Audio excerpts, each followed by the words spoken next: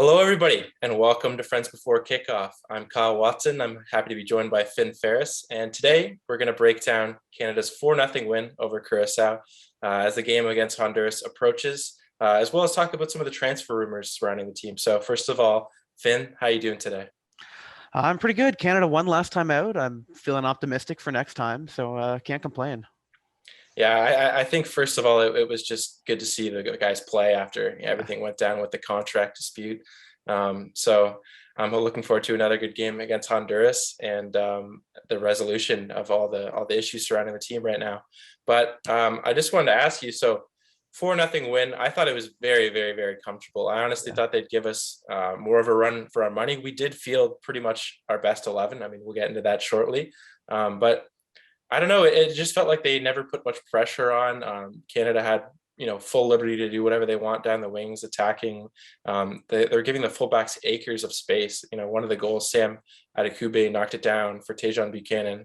Actually, that was a chance that he had, and he just had a wide open chance from the top of the box. Like I thought it was night and day. Maybe we have a lot more to play for than them, but I don't know. I thought I was expecting, a better competition. They're a team that you have to respect in CONCACAF, and they punch above their weight, clearly based on other results. I believe they had a very good performance against Honduras in the other match in our group. But ultimately, they're Curacao, and while we have to respect them as opponents, and we certainly needed the win just to boost morale, they're a team that we should absolutely be beating. And it feels like some of the concern about beating a team of that level comes from the previous eras of Canada football, where that is the sort of game that we'd lose, particularly in the circumstances in which it was played. But I think when you put out the kind of lineup we have now, filled with high-end MLS players and plenty of players plying their trade in Europe right now, it's a game that really the better team won, and there's not too much to analyze beyond that. Yeah, I think you're right. It's almost a surreal feeling going into these games when we should be feeling very comfortable, but there's always that lingering doubt. Exactly. Um, but I thought the 4-4-2 worked terrifically. I thought the amount of pace and solidity down the sides, because Buchanan off and Davies offer so much going forward, as we know, but both of them are obviously fullbacks for their clubs. So I think I was a little skeptical about the 4-4-2 because I do love the way we're able to counterattack in the 3-4-3. But I thought in terms of solidity both ways that the 4-4-2 looked really great with the two strikers pressing and then the wings just being very solid to lock Yeah. down. And then the center of the pitch was locked down because you have a square of four players there. And of course, all else fails, you have Mealy and Boria. So how did you feel about the 4-4-2? I felt good. I think you're absolutely right that having players like Davies and Buchanan lets us be a little looser in midfield because I trust them to defend and effectively play as fullbacks like they often do, both for club and country, and to support the midfield when they need, but also to really get forward. And I think that's one of the big advantages of the 4-4-2 is it lets us play our four best attackers in the same formation and in a formation that really lets them combine well with each other, but also have their own space. You don't see them kind of getting in each other's way as much because Fonzie and Tejan have the run of the wings. So I think that's really helpful, particularly in a game like the one we've just played against Curacao, where we know we're going to dominate possession. We know that on paper, at least, we're going to be the much better team. So it's okay to sacrifice the midfield a little bit to really unleash our attack, knowing again that they can come back and defend in the rare moments when needed.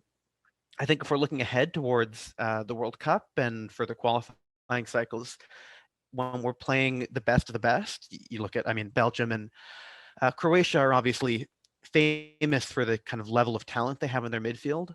I don't think we can a two-man midfield works, even if they're getting support from the left and right midfielders. As much as I love and rate Eustachio and Atiba, um, if they're playing against Rakitic and Modric or Kevin De Bruyne, they're going to need more bodies in the midfield. So it's certainly something to consider, but I think it's a really useful tool to have in these games where we should really just be blitzing a lesser team. So I think it worked well for that. Okay, so you like the formation, but you're not sure how it's going to work in the World Cup, is what you're saying. Exactly. I don't think it should be our default permanent formation. It's a good tool to have, maybe against Morocco. Maybe if we want to try and really go on the front foot against an older Croatian team. Um, but I think we have to recognize that Curacao is not Belgium or Croatia, and we're going to really need those bodies in midfield when we're in those games. So it makes you kind of wonder why Herdman would line up like this if do you think he plans to play this formation in the World Cup and you just disagree with it? Um, if he's planning to use it in the World Cup, I disagree with it. But I think we've seen Canada be so fluid with their formation throughout qualifying. I mean, part of it is just the luxury of having such a deep squad in terms of the defenders and midfielders that we can bring in. I mean, Kay is a player that I think would slot perfectly into a three-man midfield with Eustachio and Atiba if we need. He's got the legs for it. But we can also go to a three at the back or even five at the back, and let Fonzie and Buchanan go more defensive or use them almost as forwards in a five at the back formation. So I think Herdman really values the flexibility. Personally, I hope he doesn't go with the 4-4-2 in the World Cup games, although it certainly has its merits. But if I had to guess, I would say he's still testing things out, trying different options ahead of the World Cup. Yeah, I think that I really like the way that Johnston and Buchanan were linking up, as well as Adekugbe and Davies. But I don't think you can. I don't think you have to play the 4-4-2 to see that happen. I mean, Yeah. when we're playing three at the back, if you have Fonzie and Buchanan as the midfielders, even if you play 3-4-3 or if you play 3-5-2, sorry, yeah, you need to get Adekugbe as a wingback and then push Fonzie forward, which I'm not opposed to. But if Johnson plays left-sided center back, right-sided center back, and then you have Buchanan at right mid, then Johnson can kind of come out and move into a bit of a back four when attacking. Mm-hmm. So Mm-hmm.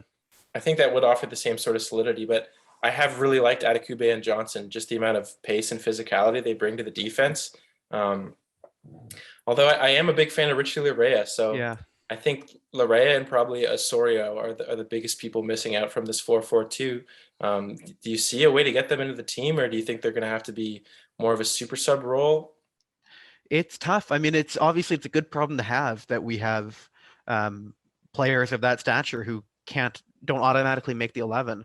Um, but I think it has to be context dependent. I mean, I don't think that there will be, even come the World Cup, a nailed formation and a nailed 11 players that are in there. I mean, there are obvious ones like Fonzie and Borjan, who are going to play if they're fit, regardless of the opposition and the formation.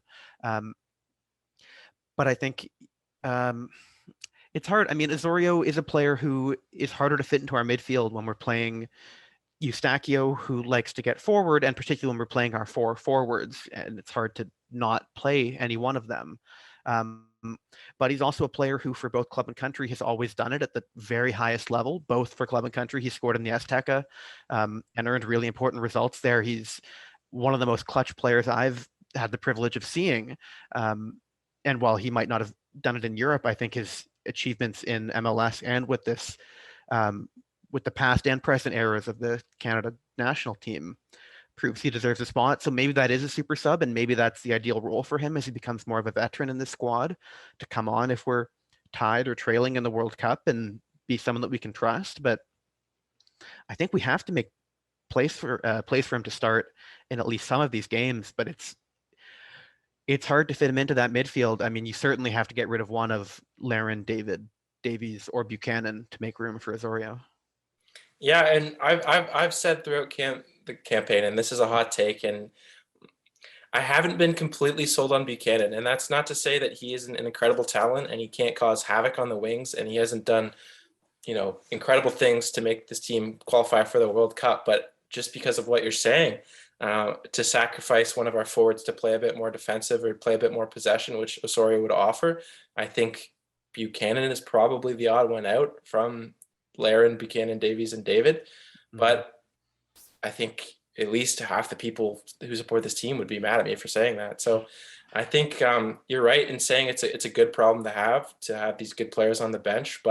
And actually, I think I really agree with you that this will definitely be fluid throughout the World Cup. I think Herdman, with the position, the underdog status we're in, the flexibility and depth we have, I think will allow him to kind of shake up the game and kind of match up the opponent, as opposed to, I don't think we're ever going to be in a position where we can play the exact lineup we want and play the exact football we want, Mm-hmm. and the other team is going to have to sit back and defend.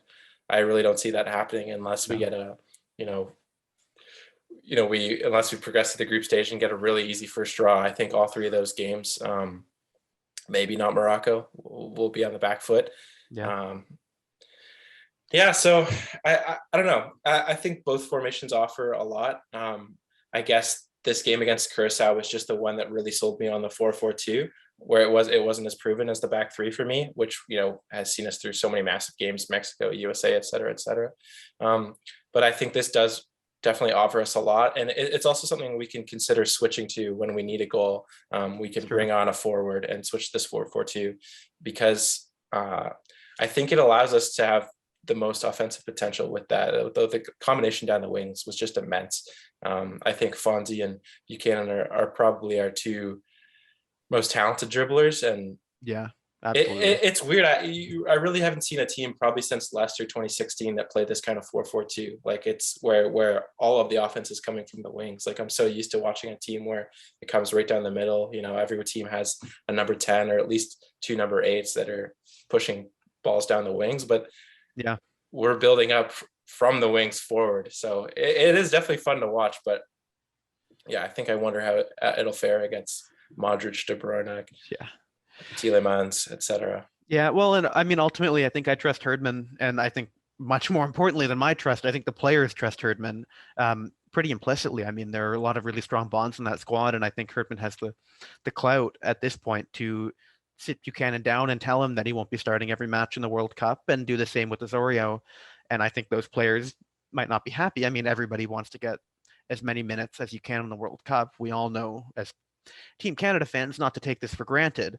But I think everyone trusts Herdman to make those calls on the biggest stage. And thus far, he's got them right. So I think he's earned a lot of credit with the players for that. Yeah, certainly. I that's another good point, is that no matter how they line up, this team will be 100% behind each other and 100% behind the coach. And it's an intangible. You'll never be able to really quantify how much that matters. But someone who watches Man City and who's seen us collapse on many occasions, I think being able to go through a wall for every single person that you're lining up with, even the guys that are on the bench, just being around this team and being a part of this moment, I think is going to help us a lot in this tournament. Like I really can't. I think the distance between our floor and our ceiling and how we do in this tournament is nuts. Like I wouldn't be surprised, if we went forward and we put a good effort, but we bad out in the group stage. But like I said, if we get the draws right, I wouldn't be surprised if we went pretty far. And this underdog story continues leading into 2026. I wanted to talk a bit about the transfer rumors surrounding the team, but before I ask that, the news has just come out that the FIFA is increasing the squad size for the World Cup to 26. Is there anyone that you think that's on the fringes of the team? Like who would you bring in now with the the men? It depends what you're looking for a little bit.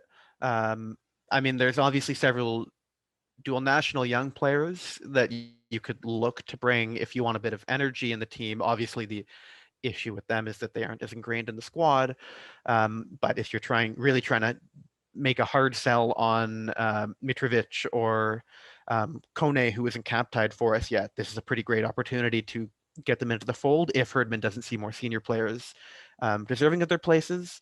Otherwise, there's plenty of talent in the MLS who I think could come right in and do a job if needed. Raheem Edwards is in the squad this window, and he's a player that I've liked since his time at TFC. And I think his play in LA he's really earned his spot now, and I think he'd certainly be a great squad player to have.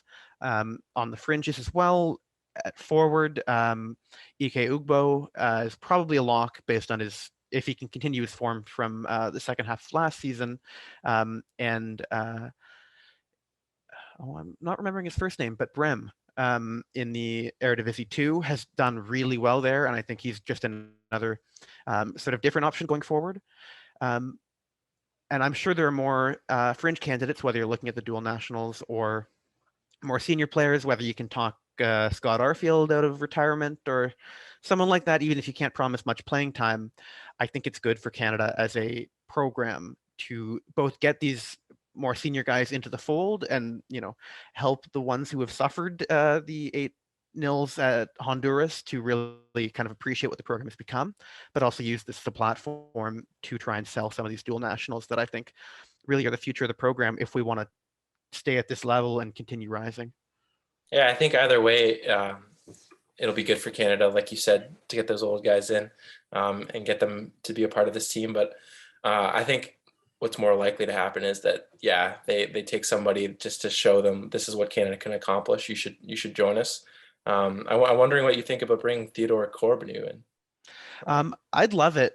I really rate him. I think he's done really well in his second loan this season, and was unlucky not to get promoted to the championship. It's strange though, he hasn't been particularly close to the squad in the last few windows. Hasn't been called up. I don't know if that's something arranged either with his loan club or his parent club, Wolves, just to really let him focus on his loans. But then he hasn't been called up for this window either. So it may just be that he's a player Herdman wants to see develop a little more, play at a little bit of a higher level. But given the extra squad places, he's a really unique profile of player that I would certainly like to see in the squad for the World Cup. And hopefully, I believe there's at least another window in between now and the World Cup. So if he can get a run out then and at least have a chance to show what he's capable of, I think that would be good for him. Yeah, I kind of understand why he hasn't featured in the team yet. We have so much attacking talent, but just after seeing him in that playoff run, I mean, he came on in the second leg of the playoffs final, and he was playing as a number 10. Yeah. Usually we see him on the wing, and he just came on. I think he was named into the match, just really changed the game. So, I mean, we talked about bringing on Osorio as a super sub, or even Buchanan, but I don't know. I just think he would offer you know, one more option that Herdman can use depending on how the game pans out. And also, I think he would be beyond eager to join the team and show what he can prove, which is always an asset. Yeah. Sorry, go ahead. No, I was just going to move on. Yeah, no, go for it. Okay. So, yeah, Jonathan David move still on the cards. Obviously, that's been around for a while, but Canada's other forward, Cyle Larin, has featured in the news this week. Looks like Besiktas are going to let him leave as a free agent. Nottingham Forest was a name mentioned in the mix, but it looks like the number one option right now is Olympiacos, who have won the past three Greek league championships, regular in the Champions League. I think it's a bit of a lateral move, certainly, but I definitely wouldn't mind seeing him, in the Champions League. That's all that matters. And he's still young. He's in his prime for sure, but who's to say if he lights it up at Olympiacos that he couldn't get that move to the Prem that he's been rumored with for so long. Yeah. I mean, I certainly wouldn't complain seeing him in the Champions League on an annual basis, like he's often been with Besiktas. It does feel lateral. It's a little disappointing, I think. I'm sure he would do well in the Greek league, but it almost feels like a step down from the Turkish league in terms of profile in Europe. Nottingham Forest would be a dream. Obviously, Larea is there, and they're in the Premier League. And I think with any newly promoted team, there's always a chance to really earn your spot in the 11 if you're coming in during the summer. But even if the Premier League doesn't work out, you'd like to see him pick a league that's a little bit more of a step up from Turkey. With respect, of course, to Turkey and Greece, they're good leagues, but maybe a league where we can watch him in the league on TV more regularly, at least, than Turkey. I think he'd do well in Italy, Spain. I think he's a natural finisher, so it's kind of easy to place him in any of these leagues where he's okay in the build-up, but that really isn't what he needs to do. So you can kind of imagine him on any number of teams, which is why Olympiacos just feels maybe a little bit disappointing if that's where he ends up moving. Yeah, I could see that. But at this, you can look at it a couple ways, right? You can look at it in terms of what's going to be best for his career, and you can look at it what's going to be best for Canada leading up to this World Cup. And I don't know. I kind of think that although we're talking about, this is crazy, we're playing a World Cup in November, people are going to have to play so many games, there's going to be injuries. I think I'd rather see him playing leading up to that World Cup than sitting on a bench. Even at Nottingham Forest, he's not guaranteed minutes. I think what's most important, especially with what's happened with like Eustachio and Richie Larea, is that we just get this team playing That's minutes, and then we can talk about. Because it's honestly not out of the cards that he goes to Olympiacos for a year, right? Like if he has another season like he did last year, 19 goals, 5 assists, and 33 starts as Besiktas won the domestic double. If he can do that exact same thing with Olympiacos, Tottenham have been rumored with him. West Ham always in the books for another striker. So I don't know. No, that's I'm fair. not I'm not too concerned. My main thing is why don't Besiktas want to resign him like after what he did for the club? Yeah, that it's strange. I know they had a manager change. It's been a poor season for them. I don't know if maybe they've decided to move on, but you would think that, yeah, with a player who's been able to return like that for them, that they would make him a more substantial offer. But I think you're right that the playing time is the most important. I mean, I think you're right that at the World Cup, Canada's floor and ceiling is so uh, varied. There's such a gulf between them. But if things do go well, and even if we don't make it out of the group stage, if we impress, I would not be surprised to see several of our players get moves off the back of a World Cup performance. I mean, it's almost a cliche at this point to see all of the moves off of the players at the tournament. I have nightmares of that as a United fan from signing Marcus Rojo, but there are plenty of good outcomes, particularly for the players themselves. And I think Larin would certainly be a prime candidate if Canada do well to earn himself another move. There's a long list of players in that boat. If David doesn't move, he's of course right up there. I think Atakubi's a candidate as well.